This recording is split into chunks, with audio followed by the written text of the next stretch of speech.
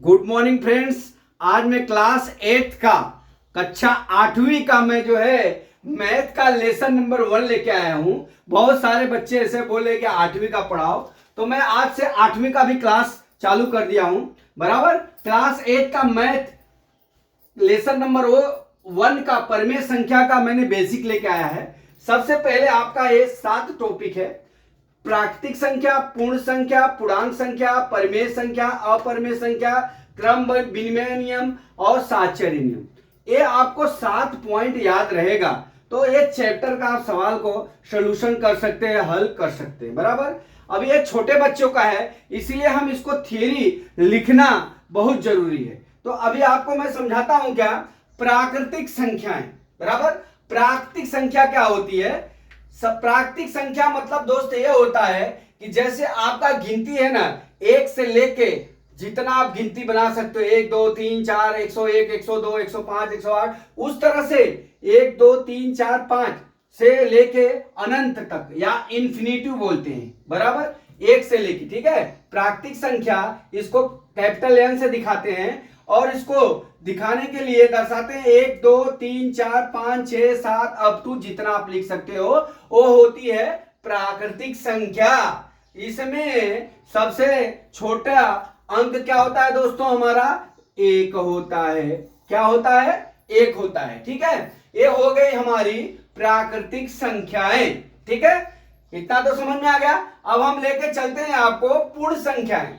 जो हमारी प्राकृतिक संख्या होती है बच्चों, 1 वाली, वहां से हम इसके आगे खाली 0 लिख देंगे तो हमारी पूर्ण संख्या हो जाती है। ठीक है। तो पूर्ण संख्या को हम कैपिटल W से दिखाते हैं।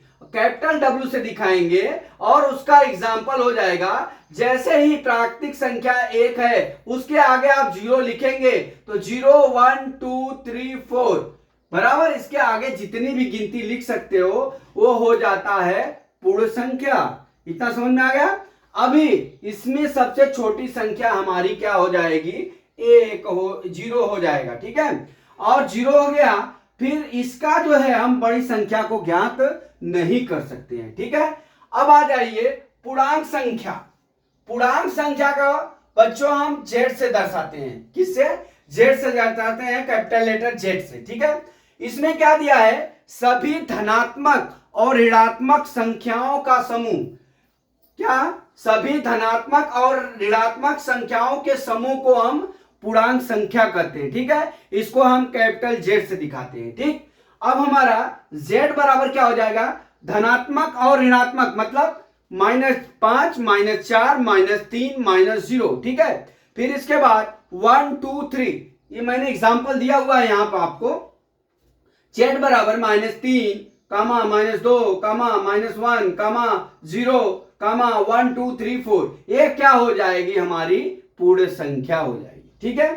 अब आ जाइए आप दोस्तों परिमेय संख्या। ठीक है। परिमेय संख्या क्या होती है? वह संख्या जो p/q के रूप में लिखा जा सकता है उसे परिमेय संख्या कहते हैं, जबकि p/q एक पूर्णांक संख्या है। ठीक है। कभी भी को जैसे पूर्णांक संख्या, अभी उदाहरण हमारा क्या हो जाएगा? पूर्ण संख्या मतलब 1/2 2/4 4/3 3 और 2, इस तरह से हम जो संख्या आएगी पूर्णांक संख्या वो हम लिख लेंगे। ठीक है। अभी आ जाइए कोई भी परिमेय संख्या होगी उसको हम 1/0 या 2/0 या 3/0 हम नहीं लिखेंगे। ये परिमेय संख्या नहीं होती है, ये आपको याद करना है। ठीक है।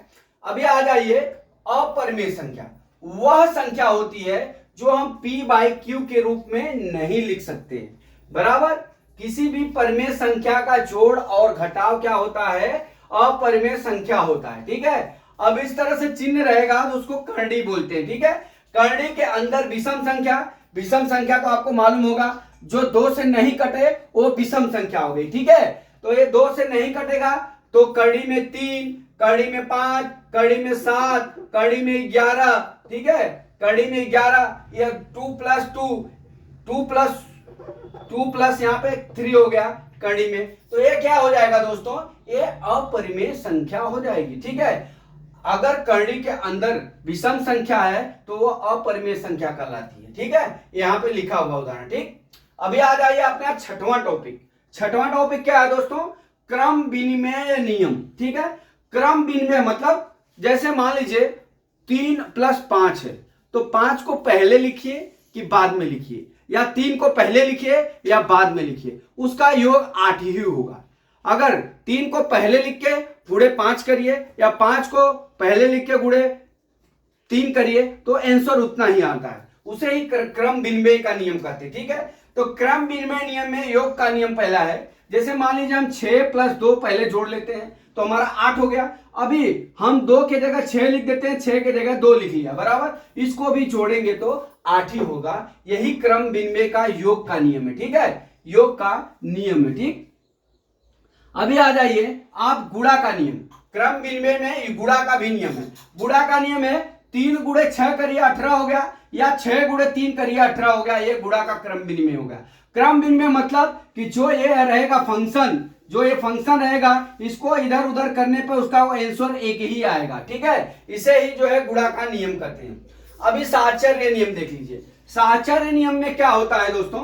साहचर्य नियम में ये होता है कि एक ये संख्या दिया है, जैसे 4 + 3 और +5 दिया है, तो अभी आप देख लीजिए 4 प्लस करनी में कोष्टक में 3 + 5 दिया है तो 8 हो गया, बराबर 12 हो गया। ठीक है, तो अभी मान लीजिए ये जो है, जो कोष्टक के अंदर 5 है ना, इसको हम बाहर ले लेते हैं। जब बाहर ले लेते हैं तो कोष्टक में 4 + 3 करेंगे, इसको भी जोड़ेंगे तो 5 + 7 कितना हो जाएगा?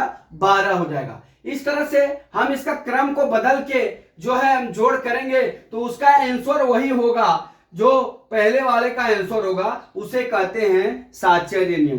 तो दोस्तों मेरे बच्चों छोटे, आप लोग से इतना आशा करता हूं कि आपको ये थ्योरी समझ में आ गया होगा। अगर कोई ये थ्योरी समझ में नहीं आए तो कॉल और मैसेज कर सकते हैं। तो अगला सवाल मैं कल फिर लेके आता हूं। जय मां सरस्वती, जय भारत माता, जय जवान, जय किसान।